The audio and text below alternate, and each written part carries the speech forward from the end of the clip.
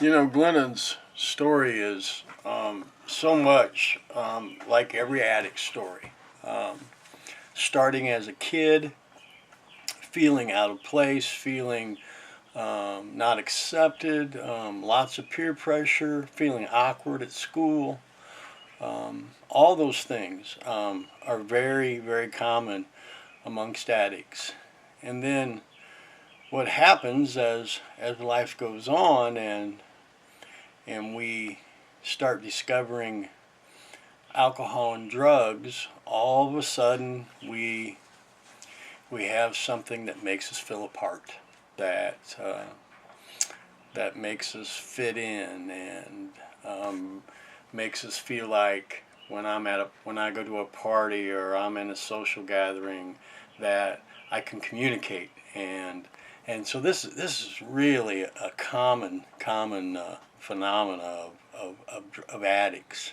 Um, and then on top of alcohol and drug problems, she also had a problem with binging and purging. So she was dealing with two things at once.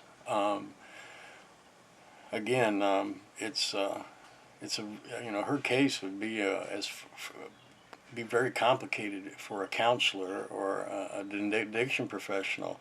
It's a case. It's a case that would take some integrated treatment. It's a case that if she came to me where I was working, I would have to get some other agencies probably involved. Um, I could possibly help her with the addiction piece, but all the trauma and all the things that she dealt with would take some outside help. So especially I think the purging and the eating and purging, I would not be able to handle that. I'm not. We're not trained as addiction people to deal with that. So I would get her some outside help for that piece. Um, you know, and as far as her recovery, there would be some behavior modifications, some thinking things. Teaching her how to think differently and how to handle situations differently. Um, and then another thing I would probably work with Glennon on would be, uh, ways to build her self-esteem, ways to learn to love herself. Again, very common with addicts. They don't have any self love. They don't have any. They don't have any. They don't think they measure up. They don't think they're worth anything. They don't have any self fulfillment at all. Um, so those areas would have to be dealt with too. And a good way to help people learn to love themselves is to teach them, help them learn that they are important and that they are valuable.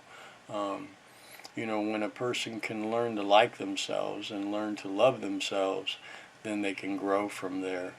Um, I would probably also get Glennon involved in probably some 12-step work. I find that 12-step work is very good at helping a person to do that inventory and look back at their past, good and bad. And so that's something else I would probably encourage her to do. But her case is very very typical, very common among drug addicts, and those are a few of the things I would do to help Glennon with her recovery. She's obviously well on her road to recovery, so she's done some wonderful things in her life. At the beginning of the video, she talks about she uses a few of her people that she looks up to, some of the catchphrases that they wrote, and you find these same things in 12-step groups. One day at a time, and don't overdo it, and all those kinds of things. So she's obviously very very grounded in her recovery and on the path to helping others. So that's my review on Glennon.